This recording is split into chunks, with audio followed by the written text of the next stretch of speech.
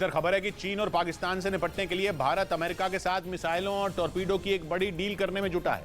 Report के मुताबिक इस डील के तहत भारत अमेरिका से करीब 2700 करोड़ रुपयों के हथियार खरीदेगा और ये सभी हथियार भारतीय नौसेना के लिए खरीदे जाएंगे, जिसमें हेलफायर मिसाइल और मार्क 54 एंटी सबमरीन टॉर्पीडो शामिल हैं। रिपोर्ट के मुताबिक हेलफायर मिसाइल को MH-60 रोमियो हेलीकॉप्टरों में लगाया जाएगा। हेलफायर मिसाइल बेहद घातक होती है। इसकी मदद से टैंक और बंकर को आसानी से निशाना बनाया जा सकता है, जबकि मार्क 54 एंटी सबमरीन टॉर्पीडो युद्धपोत की ताकत बढ़ाने का काम करता है। इसकी मदद से भारत समंदर में चीन और पाकिस्तान से मिलने वाली चुनौतियों से निपट सकता है। रिपोर्ट के मुताबिक इस डील को लेकर भारतीय रक्षा मंत्रालय की अमेरिकी प्रशासन के साथ बातचीत अंतिम दौर में चल रही है।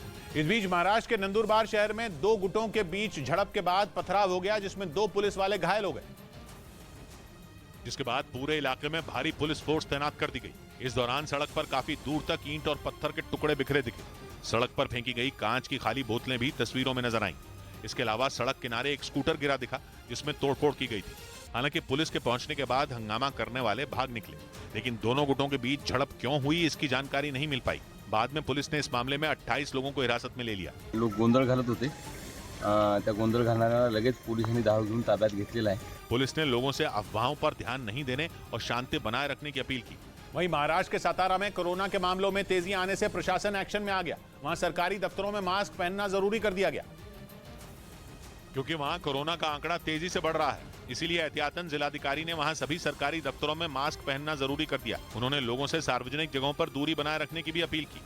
उधर इजराइल के मीडिया की रिपोर्ट के मुताबिक बेंयामिन नेतन्याहू और यूएई के राष्ट्रपति मोहम्मद बिन जायद नहयान के बीच फोन पर बातचीत हुई। दोनों के बीच एक रोज पहले यह बातचीत ऐसे वक्त में हुई जब इजराइल और यूएई के संबंधों में तनाव बढ़ रहा है, क्योंकि कहा जा रहा है कि जब से बेंयामिन नेतन्याहू ने प्रधानमंत्री का पद संभाला है, यूएई की इजराइल से दूरी फिर बढ़ने लगी है। जबकि पिछले साल नेतन्याहू के प्रधानमंत्री बनने से पहले यूएई ने इजराइल के साथ मुक्त व्यापार समझौते पर दस्तखत किए थे। लेकिन नेतन्याहू के आने के बाद दोनों के रिश्ते फिर से बिगड़ने लगे, क्योंकि यूएई फिलिस्तीन पर इजराइल के हमलों के खिलाफ खड़ा है, जबकि इजराइल लगातार फिलिस्तीन को अपना निशाना बना रहा है। खबर के मुताबिक इसी वजह से नेतन्याहू और यूएई के राष्ट्रपति के बीच फोन पर बात तो हुई, लेकिन यूएई की तरफ से मुलाकात का कोई इशारा नहीं किया गया। जबकि नेतन्याहू इस साल की शुरुआत में ही यूएई के दौरे पर जाने वाले थे, लेकिन तब भी उनका दौरा रद्द हो गया था।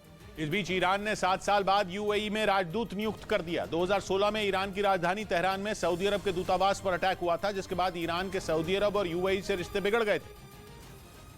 लेकिन करीब 7 साल बाद ईरान और यूएई फिर करीब आए, क्योंकि ईरान ने वहां अपना राजदूत नियुक्त कर दिया। उसने ईरान के विदेश मंत्रालय में बड़े पद पर रह चुके रेजा अमेरी को ये जिम्मेदारी सौंपी, जिसके बाद ईरान और खाड़ी देशों की दोस्ती का एक नया दरवाजा खुल गया। जबकि यूएई 2022 में ही ईरान में अपना राजदूत नियुक्त कर चुका है, जिससे शिया बहुल ईरान और सुन्नी बहुल यूएई और नजदीक आ गए। क्योंकि 2016 में तेहरान में हुए विवाद ने ईरान और खाड़ी देशों के बीच की खाई को गहरा कर दिया था, जिसे धीरे धीरे भरने की कोशिश शुरू हो चुकी है।